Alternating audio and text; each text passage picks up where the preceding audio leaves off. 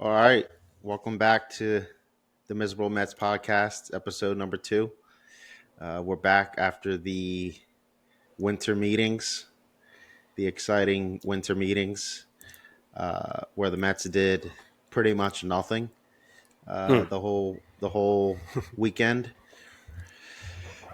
But pretty much the rest of the league pretty much followed the same pattern of it seems like the whole league is kind of being stifled by Otani and Yamamoto. Um, Even though only a few teams are in on Otani, uh, he really stifles the market big time um, because so many teams are in on Yamamoto. Um, so I think the teams that miss out on Otani will go hard on Yamamoto. So one thing affects the other, which then affects every other team because there's like 10 teams in on Yamamoto, even though there's only really a few that are serious contenders at this point. Um, Obviously, the Mets, from a lot of reports, are looking like the favorites, but you know the teams that are favored are all heavy hitters. You got the Yankees who are in there after Soto, that pickup, which would be scary. Uh, I think they're kind of just going all in after the debacle last year. Um, Yamamoto's supposedly wants to or really likes New York City, especially the Yankees with their history and Japanese players. I don't know. What do you guys think? What's your gut feeling on Yamamoto right now? You guys optimistic, or you trying not to get ahead of yourselves and just live like a miserable Mets fan, I guess, until it actually happens? Go ahead, Bruce. You can go Go ahead, first. Damian. All right. Um, I think we are playing the long game with Yamamoto, especially with Otani, like you mentioned. This whole day, it turned. It felt like 2 days because we're having a lot of false reports with one player that's going to change the market. And then we have the waiting game with Yamamoto. We have a lot of rumors with international meetings that are taking place or that may be taking place. So everything's just becoming. It's just. I'm feeling very miserable today, and I feel like it's gonna be a long week. It's gonna be a long weekend, and I don't know. I believe this is why this podcast exists because we are like yes, the Yankees are making moves. Some players like the Braves and the Angels made some moves today, and I feel like we're just jogging in place. And I know we're waiting, but it just feels like, oh man, it's going to be a long day. And I feel like now we have so many other teams in the on the run looking for our possibly ace, and that's what's frustrating. So there we go. Both of you made extremely accurate, valid points. You know, I think when Cohen bought the team, we knew that this moment was going to come where potentially the Mets and the Yankees are going to be going at each other. And if you think about it in the history of the Mets and Yankees, they really haven't had moments where they, went after the same player. But um, somehow, some way, just in a few days, like the stakes went higher. It's not just about a player anymore. It's about a city now. And Uncle Stevie Cohen, he right away now is pretty much going to have a defining moment. And I'm optimistic still because I feel like until proven otherwise, I feel like if he's wanted something, he's went went for it. I mean, last year with Correa, he liked the idea of getting Correa, so he went for it. I think that his trip to Japan under the radar, not telling anyone, that to me obviously tells everyone that he wants this guy. He wants him bad. And well, I mean, we're gonna see. We're gonna see what he's all about. I think it's like how many years in the making now since he bought the team. This is the move right here. If he gets Yama, then as advertised, Steve Cohen. If he loses Yamamoto to the Yankees, that's gonna be it's a lot of ramifications. It's not just losing out a player. You're losing it to your inner city, so to speak, rival, man, and it's huge. And like Bruce said, he's an ace. The guy, he's our ace. I mean, the Yankees already have Cole. They have an ace. You know what I mean? Like we don't have one, so it's going to be huge, man. It's going to be massive if we get him, and if we don't, oh goodness, it's going to be bad. Yeah, it's saying like what Bruce said. It is definitely a week of just a typical miserable life of a Mets fan because you don't want to get your hopes up. You know, there's a lot of reports saying that we are supposed to be the favorites, but in the back of your mind, you're like, there's no way. There's no way we get them. So many people are on them, and I believe that now. it's really, I think the hardest part of it, and the biggest question mark is what he actually feels himself. Because you've heard reports saying that he has he likes the Yankees and he wants to be a part of that legacy. But like, do we really know that? Has he flat out gone out and said that publicly, or is that just reports? I feel like I haven't really seen that uh, from his mouth or from a direct quote or something. Um, and Well, also, from how much is Yama, that worth? Yeah, Yeah. and also how much is that worth?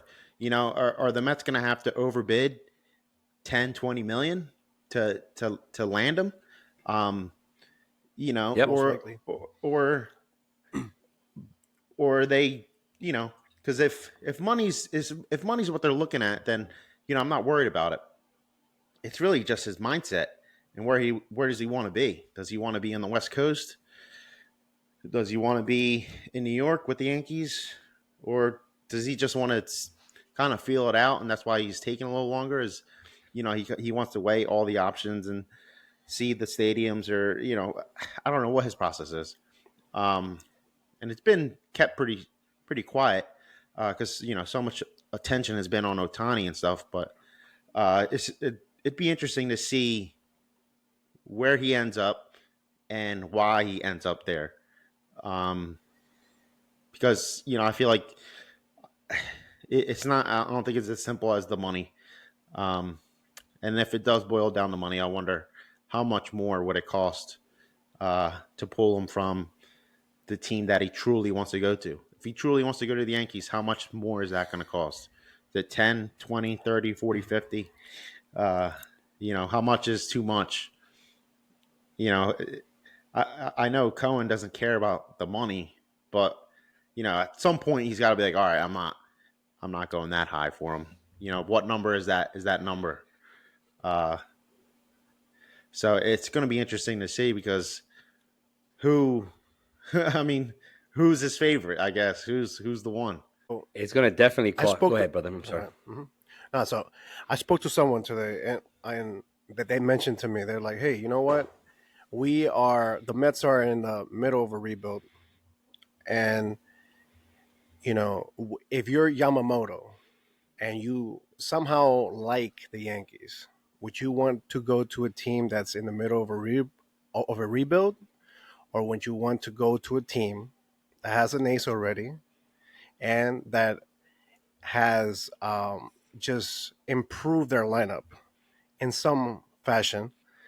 And I just looked at him and I just walked away. I'm like, and then I have someone else telling me almost the same exact the same thing. So I'm thinking to myself, I'm like, you know what? It makes it's a good point, but but you're right. It's like we have to see how much Cohen is willing to pay, how far, what's his limit. But we just have so much work to do with our bullpen and our starters that it's just it's a long shot in my view. So go ahead, D. I don't think it's a long shot. Um, I do agree with Bruce that if I'm going to line up the Mets and the Yankees right now, obviously It's also the Yankees are. yeah. Go ahead. No, I'm saying with Bruce, what he was saying, yeah, if I lined up what he said with the Yankees and Mets, right now, the Yankees are definitely in a better spot. Absolutely. Um, I don't think it's a long shot though, because I do feel like eventually, if Cohen really wants him and he's going to shoot for him, eventually, because of what the Yankees have to pay, they got contracts upon contracts upon contracts stacked, and they're going to want to sign, re up Soto. I don't think logistically they can, if you think about it, pony up nowhere near $300 million for Yama. And I think that's what's going to cost, because apparently, the Dodgers, even the Giants, everyone has an interest in Yama. So I think that, and what I read too is his ticket has gone up. Like every day it goes up. There's no possible way the Yankees can afford him if he goes near $300 million. Because if you look at what they got to pay still, they have to pay. Well, they're paying Rodon, they're paying Cole, they're paying Stanton. They're gonna have to, Soto's gonna break the market with what he's gonna get in years alone. How the heck are they gonna be able to pay this guy $300 million, knowing that they're in their head after giving away all those prospects for Soto? Soto is gonna, to me, way heavier than Yama. And because they already have an ace, I get it. I mean, I get it. You want to, match him up with Cole, but there's no way. There's no way these dudes over there in the Bronx can afford all this. And that's why, Yeah. like Bruce said, he's gonna he's gonna probably cost $300 million, and it's gonna go probably north than that. Yeah. Well, also with Yama, you know, being that they just got Soto, they're going to have to make a decision on are they going to re-sign him and get full value from that trade, so that they didn't get rid of all those arms, all those prospects for a 1 year rental, or they just going to pass on Yama, or they have to. I don't think they can do both for the long term, because Soto's going to look for. He's only No, going to be what, 25, 26. So Hmm. he'll be getting a 10-year deal probably, um, around. Who knows what he's going to get. So yeah, I'm not sure if they can, in the long term, pull both of those guys. Um, because they no. still have Cole, they have Judge, they have huge Yeah, Judge. I forgot about contracts, Judge and too. then Exactly. so building a whole team around those contracts, it doesn't seem likely. Um, No. Especially if you want a half of a bullpen. So it's going to be interesting to see if they can get creative and how they kind of pull the strings, or how they try to free up money, for these arms, because supposedly they're still in on Yama. So who knows? I think their best case scenario is what they're hoping for is they go all out this year, sign Yama, have Soto, and then if they win the World Series, then the Soto deal is worth it, and then they can let him walk. I don't. I mean, I don't know. I think it all boils down to this year. If they win it, it was worth it, no matter what. Um, but it'll be interesting to see. Um, but I think it really all boils down to Otani, because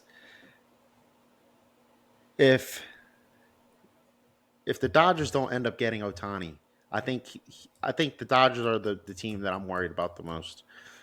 Um, because one, they offer something that we can't. It's West Coast. It's closer to Japan, and it's a different lifestyle than New York, and it's you know they have the flexibility, money wise, to put a contract out like that. They have a lot of money to put out, um, so they can match us in whatever offer they put together. So if they miss out on Otani, that would really hurt the Mets. I think big time, and I'm more worried about that than I am about the Yankees, especially with I mean, especially with that's the Dodgers and their pitching rotation. Urias just got hit with his domestic Fine. troubles. Mm-hmm. Um, Kershaw's free agent. He's old. Um, they're not their strong their strong point was usually the rotation, and that's kind of depleted at this point. Um, so being able to pull someone in who's a top talent like him at his age, I think is on the top of their list. Um, so we'll see. We'll see how it pans out. I think it's interesting that he has so many meetings planned. Um, I wonder what he's weighing in between the different teams, what he's really looking at. Um, so I guess we just got to wait and see, because I think them two guys really will open up everything. I think the whole market has been yeah. so slow. Like, of course, as Mets fans, a little bit more.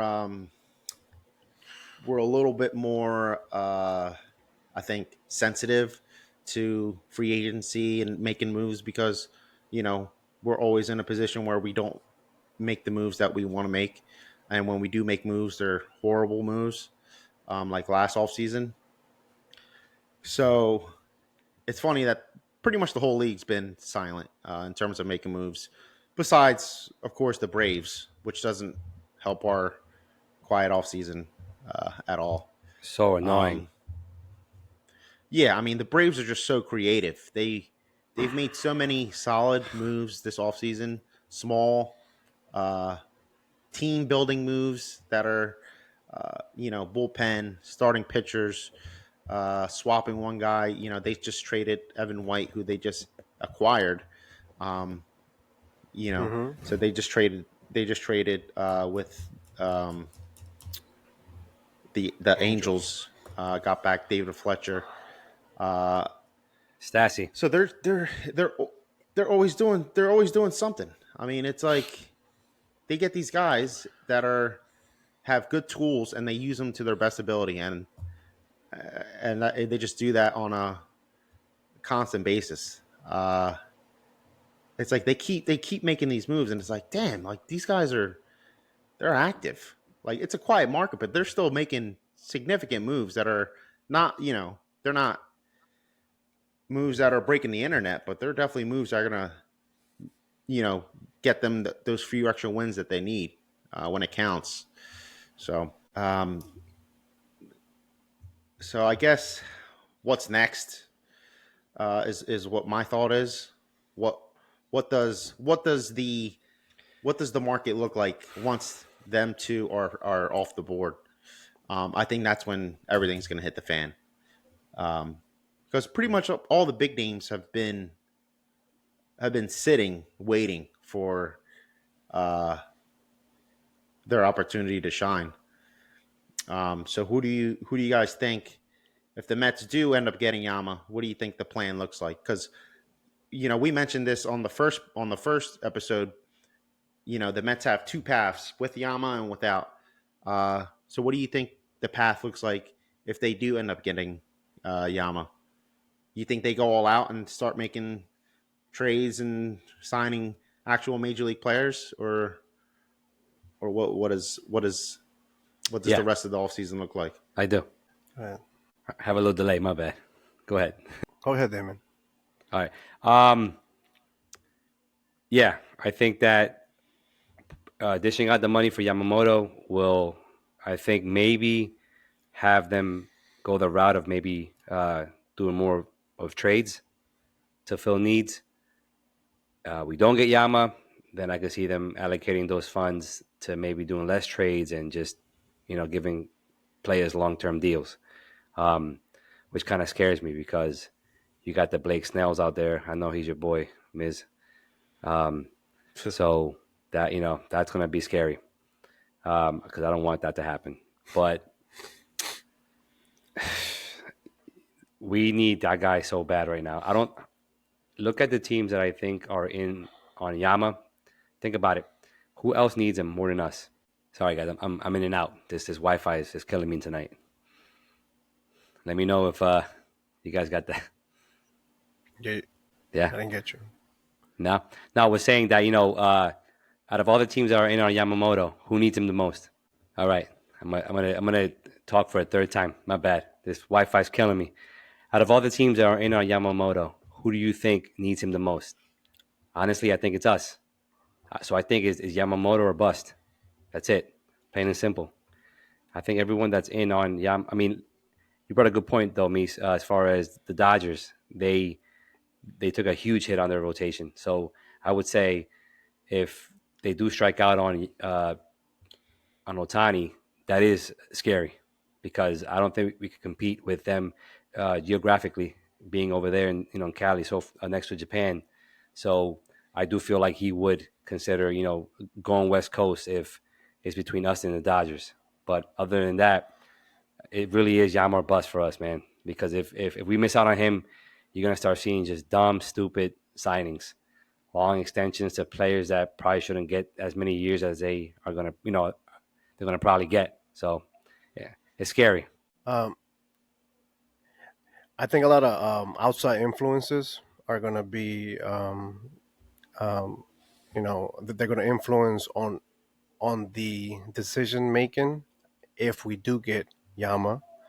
Um, if we get Yama, I have a feeling the Mets are going to keep Alonso, and I know we touched that subject in the first episode, and I have a problem with that, and I still do.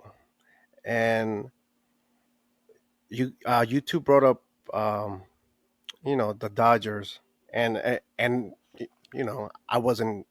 I'm thinking about them, but I'm more concerned. I'm concerned about them just as much as I'm concerned about the Yankees because every time I go to a Mets game, that they don't even play the Yankees.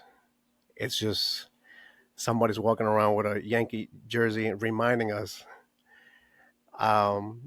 just throwing little jabs at us, and I'm like, and I think that stings more for me as a Mets fan um, against the Dodgers in a personal way. But I just believe that if we do get Yama, um, a lot of people are gonna stay in the Mets that shouldn't be in the future. But if we don't get Yama, it's gonna be a scary it's gonna be a scary thing because then where do we go? You know, after that, like it's just I don't see anybody that could that could give us that longevity that he can and that experience. So that's where I'm at right now. Yeah, I think it's going to be interesting to see what pivot they would do. Uh, I have more of a clearer vision. I think if they do end up getting Yama, I think they go not all out, but I think they go in a more guided direction of they're more likely to go after a Jordan Montgomery type of player to kind of complement Yamamoto, What's he gonna and take? then they're he's looking at like I'm thinking like 5 years, uh, probably 100 to 125 mil, something like that. Because he is You like 31, that? so that would take him to 36 years old. Do I like it? No, I don't like it. I mean, but at the end of the day, the money is whatever, the years or whatever. He's proven in his past that he's healthy. He throws a lot of innings. He throws. You'll get 30 starts out of him. Um, so uh, how many pitchers on the Mets have thrown 30 plus uh, starts in multiple years? Um, Not many. Uh, so if we can get a guy who can just show up to the ballpark and give us 6 innings, I think that adds a lot of value, just to protect the bullpen, because our bullpen is always going to be bad. Um, so the less that they're out there, the better for everyone. Um, so I think they would add someone like him, and then start adding arms in the bullpen. So far we've seen a lot of 1 year deals, pretty much minor league pitchers. Um, we just picked up Jorge Lopez, which the thing about relievers is you never really know what you're going to get. I think of any position, um, that is the position where someone can just completely flip the switch and just have a great year. And it's like, where the heck did that come from? Um, so if they have good tools, like Lopez has good tools, he throws hard. Uh, you know, all you need is 2 good pitches in the pen. Um, anything could happen for relievers. So uh, I'm not as mad about that. When you're looking at the starting pitchers, that's something that doesn't really change so much. You don't really see pitchers going from nothing to having a great season. Um, not as frequently, at least. Um, so I think they'll probably stay on that same tune with the relievers of just getting guys that maybe had a good year once within the past few years. Um, but I'm more interested in how they're going to deal with their current roster and who they have on the team now, because I feel like, I just have a feeling that some of the guys that have been there, Alonzo, McNeil, even Marte, they just, I don't know. I feel like they're going to be moving on from them eventually, and if they get Yama, I think they kind of have to make moves to fit a different team. I don't know. I just feel like they don't fit in that team if they bring Yamamoto in. Because, like I said, I think they start bringing in a lot of different players, and I think they just need to get a little bit more creative if they're gonna try to reshape the culture of this team. Um, Okay, so you're but talking it about doesn't really leaders. seem that we've heard. Yeah, we haven't really heard about anything like that. Um, there's been rumors about Alonzo maybe moving and stuff, um, but nothing really serious, at least. They've been in talks with the Korean outfielder Lee. That's pretty intriguing to me. I think he'd be a great addition. Um, Especially when you look at Marte, he's getting older. He's a speed guy, and if he's not fully healthy, then that really messes up the whole outfield. Then you got Nimmo covering more ground, and he's not really a great defensive center fielder. And then you got McNeil playing left, which he doesn't play a bad left field, but he doesn't really give you the production offensively that you should get from an outfielder, at least. So I feel like things just have to move, and especially in the outfield. Um, it's crazy looking at this team. We could see in 2 months from now, we can see an entirely different ball club. Because like when you look at the team now, they are so incomplete. So it's funny when you see so many signings going on right now of these minor league type players, fringe minor league major leaguers. They're just filling they're just filling the 40 man. Like they're just adding bodies to the Depth, team. Yeah, depth. Yep. just to fill They're roster just filling really. up rosters. Yep. So Yeah, which I don't mind. I don't mind people talking crap on that, but I don't mind that. I mean, yeah, what did we talk about the first episode from the ground up? And this guy took over Stearns, and to me, you're getting all that depth crap in essence out the way. And to yeah. me, there's nothing wrong with that. I mean, but people's thinking that I hear a lot of sports radio up there, and they're laughing at us because while another team is doing one thing, we're literally signing a player with the last name Scrub. Yeah, You know yeah. what I mean? But it's just it's all depth, man. Yeah. Well, I think something that adds to it Uh, is the timing of all the signings.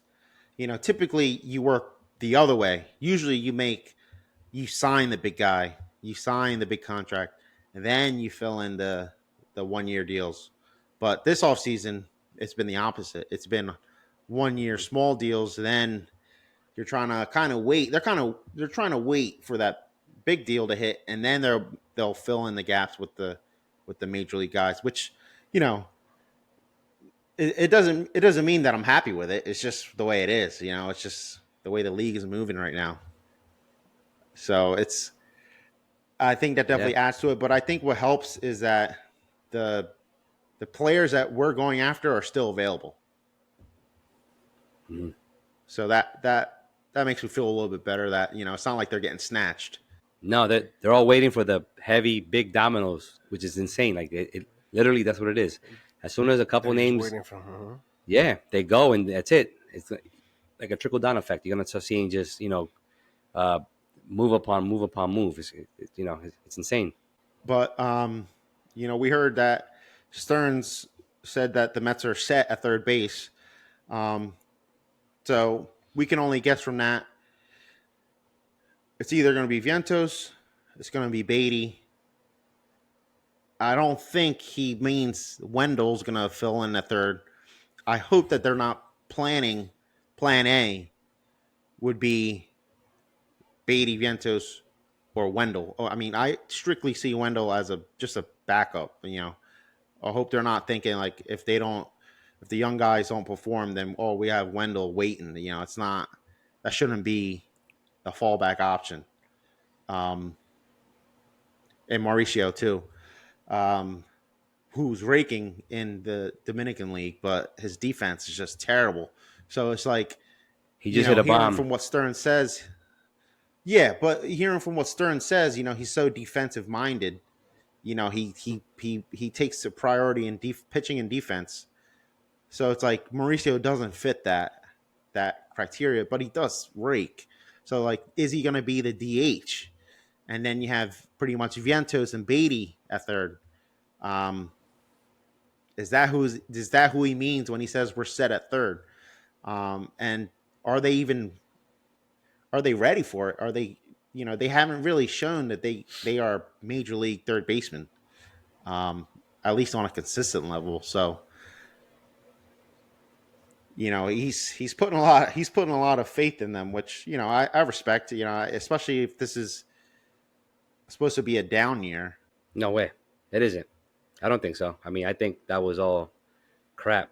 Once I think Stearns came on, and um, you've seen this guy going to Japan again. I keep harping on that, but that I think all that was thrown out the out the window when you started seeing him. You hear rumors about him. Wanting this guy, wanting that guy. Um, I don't think he would ever do what he did in the past. I think he learned from his mistakes, which you got to give. I think him props. We talked about that last episode that he pivoted, but I think that we definitely. And again, I'm gonna throw something out there, and I'm gonna be like Mies. You heard it here first, folks. I have a feeling that I've heard rumors, and I have a feeling that there's a mystery team with Otani.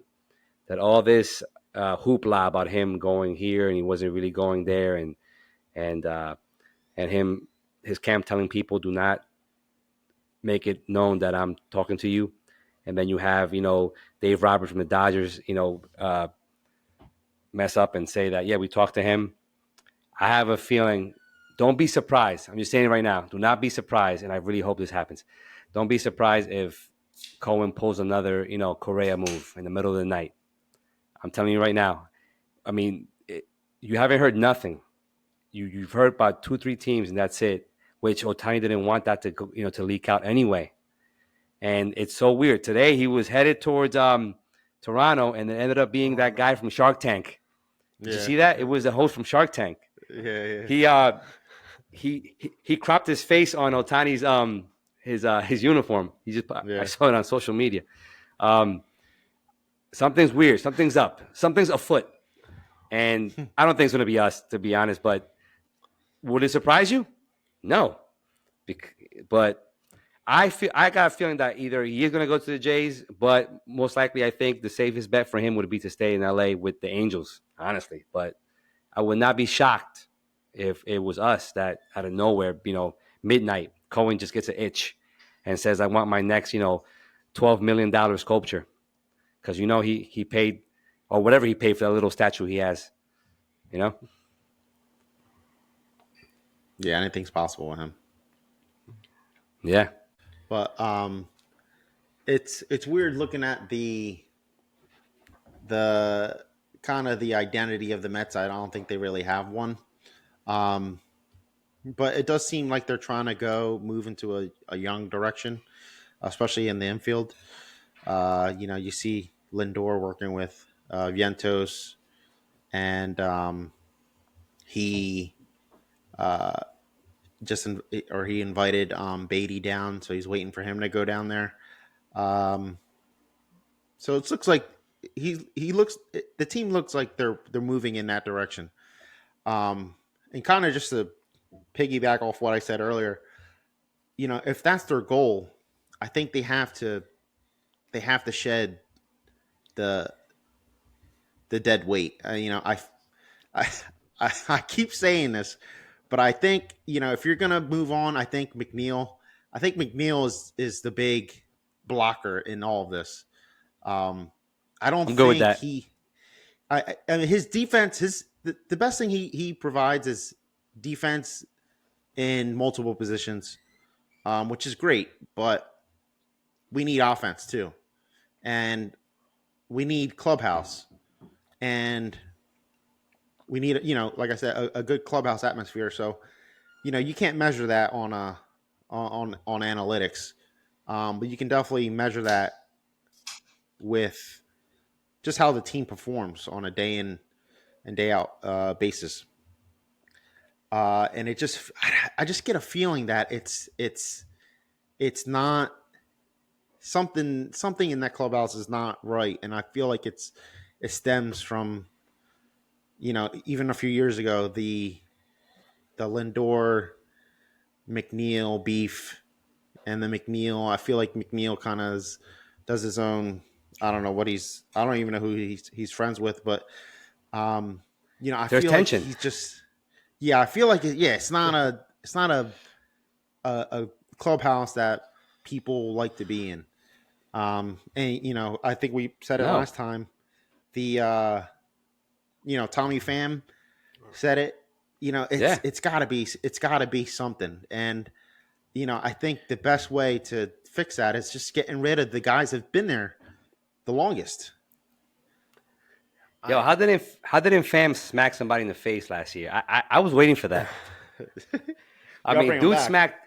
dude smacked, yeah, dude smacked Jock just off of fantasy football, like, and we actually had legit issues and drama in our clubhouse, and he just kept quiet.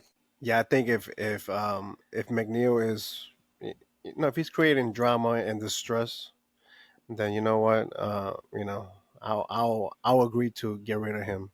But it's just, I'm I want to move forward with positivity. I don't want to, I don't want guys that are going to hold us back. I don't want No, guys like, like you just mentioned, um, you know, um, what's it called? Lindor's working with Vientos, and maybe the Mets and Beatty. are yes, maybe the Mets are investing in shaping them up, and and that's what they need. Which and they're working hard, and I know everyone's working hard off season, but it's just it it just needs to happen. Because those kids are young. They're young. I know they want to win, but they just need more experience, though. That's all. Yeah, A Yeah. and lot I more. and I think in the case of McNeil, he's I think he just doesn't hit enough. Um, he just He's corny, bro. yeah. I think usually you He's just see corny cornball. No, but yeah, how? I just don't like Like him. what? Like okay, all right. You know what? Let's No, but yo, let's when did that clear the happen? air. When did that happen? How? I don't How know. is this guy? Okay, This guy listen. went from a squirrel to a cancer. Come on, like Yeah, yeah, how? yeah, yeah. He's like that annoying ass squirrel that those dumbass squirrels that like they know traffic's coming and they'll still run to it. That's how he is to me right now. Yo, the guy, I don't understand. He's the only one that at the plate during at bat, the way he reacts, like no one else vibes like that on the team, man. And like me talked about this before. Like I feel like Lindor, other leaders, Nimmo, people that have been on the team for a while, they notice that. Like, you can see him cussing at, the bat or, even, running it out to first and just, slamming I his helmet down. You Yeah. he he's separate from the team. He does not act like the rest of the team. And I feel like that Meeks, you could attest to that. You played on a baseball team. You that like when everyone's not on the same page, it's a problem. Any sport. Maybe he's talking to himself. I'm just saying. I've watched a lot of his games, and maybe he's just talking to himself because he talks a lot to the umpire for bad calls, and he's no lie 98% right.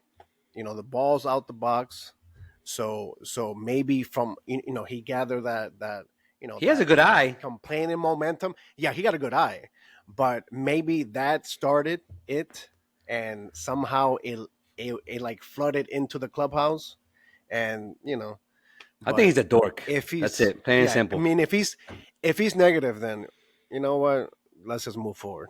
I'm done protecting him. I'm done protecting his low strikeout You didn't like him at first, though. stats. Remember that?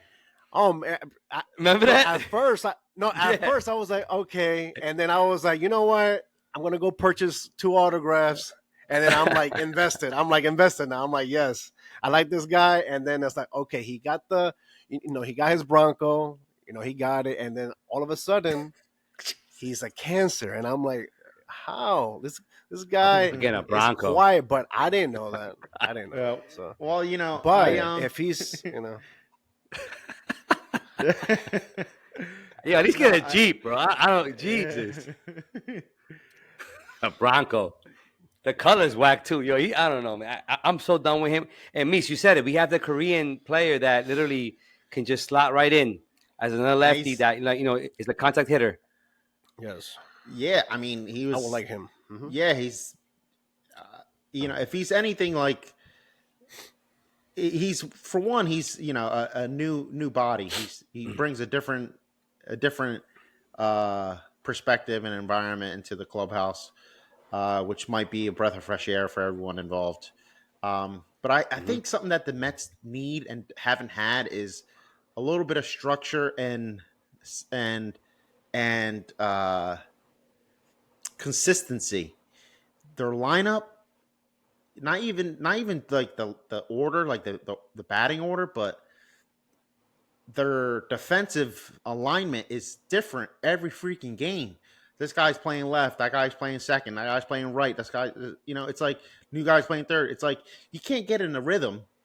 You guys played sports. It's not just baseball. You gotta get Yeah, in a rhythm. Every yeah, sport is rhythm because yeah. You start like you start realizing what your other teammate's going to do without even looking at him. yeah, and it's just becomes muscle memory. But also, I've been on teams where we had different lineups every day, and that never worked. But I've been on teams where we had the same lineup every day, whether you went 0 for 4 or 5 for 5.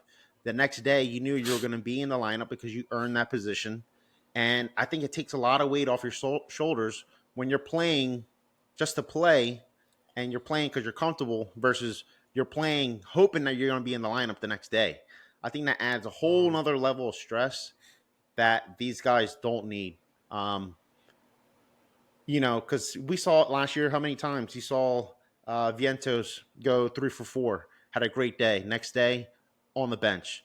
You saw Alvarez go 4 for 4. Next day, he's on the Yeah, bench. let's sit him down. It's like, The yeah, it's freaking like what? Who's that good for? That's not good for. It's not good for oh, the young players. Momentum. It's not good for his confidence. It's not good for the next guy coming in because the guy filling in for him. It's like you don't know if you're going to play the next day. It's like these guys are all major league players. They're all used to being the best players their whole life. Like they want to play and they want to be consistent and they want to at least know the role. If you don't have a role, if it's undefined, and you see this in sports, you see this in jobs. If you have too many people who don't have a defined role, it's just madness. It's just you have. That's why the Mets have no leader. They have no captain. They have no structure. They have no consistency because they don't have a lineup. So how can you have Mhm. anything else if you don't even know if you're going to be playing tomorrow? The only people who were in every day was Nimmo, Lindor, and Alonso. Everyone else was Mhm. question, Miss. shuffled. So, who's the unofficial captain? I mean, I think we can all say is Lindor, right? I think it would be Lindor, but depends how you define captain. Well, now you He's see him in the offseason now, take players and he's working with them in Puerto Rico.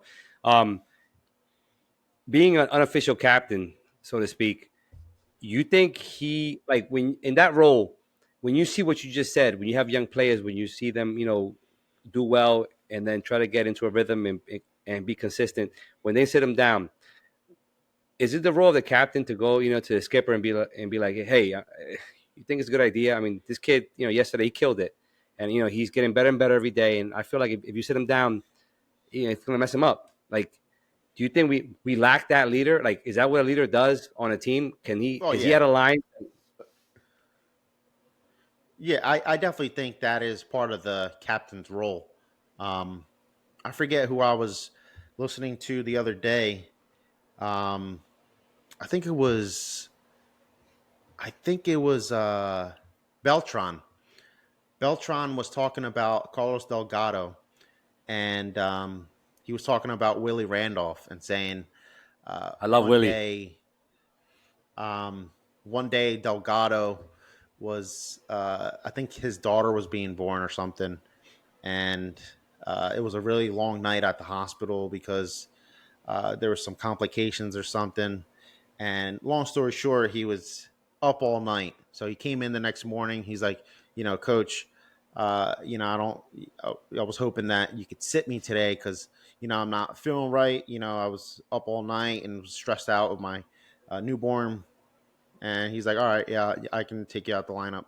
And then when the media asked Willie Randolph what happened, Willie Randolph's like, oh, well, Delgado asked for the day off, as opposed to going to the media and just saying, "Oh, I just wanted to, get someone else in there." Uh, so Beltran was saying that changed the whole vibe of the uh, of the clubhouse, and they kind of started to turn against Willie Randolph at that point. And that was like Really? towards the end. That was like towards the end of his tenure with the Mets. Um, yeah, because he kind of didn't. He didn't go. He made it look like Delgado was not trying to be in the lineup, as opposed to That's Yeah, shocking. he took the day he off. should have put it Yeah, on I know. himself, saying I just felt like he needed a day off or something like that. Willie was a good Um, player. so yeah, I think I think captains are they're not the head coach of the team, but they're the spokesman for the players. And if the players are feeling a certain type of way, I think it falls on the captain to relay that message to the head coach, because what makes a good team is if the head coach and the players are all on the same page. Um, so someone has to be the spokesperson. That's what a captain does. They're that middleman. So uh, yeah, I mean, you saw it with the Yanks with Jeter. They had their Joe Torre and Jeter, you know, had their connection where you know that clubhouse ran a certain way, and if something was out of whack, then they addressed it. Um, Everyone was on the same page because they had clear communication. So, but yeah, it'll be interesting to see, especially if we have so many new names in the clubhouse. Uh, I think that'll be a good breath of fresh air. All right. Yeah, right. Well, unfortunately, we didn't have too much uh, acquisition talk to talk about. I was hoping that we were going to have some fresh content, fresh new signings, and have an idea of what the direction of the team was going to be. But we're in the same We position just, as we were. I know, we just have to wait. This weekend is just gonna go by so. It's gonna go so slow. I feel like, and hopefully we get some closure by Tuesday or Monday night. You know, to see where we're going, so we can have more to talk about next week. But it's just, oh man, it's just stressful right now. I don't know. I don't know. I just feel, but very Yeah, stressful. it's tough. It's tough when you're in limbo. It's like I'd rather see the players getting signed to Yeah, another team or anything, but nothing to be happening yeah. is the worst. All right. Anything else you guys want to say before we cut this one out? I'm in and out of Wi-Fi, and I apologize. So my last words: Let's go Mets always. We'll check back in next week, and hopefully we'll have some new players on the team and a little bit clearer of a direction of what 2024 is going to look like. Let's go Mets! We'll do. All right. Let's go All right. Mets.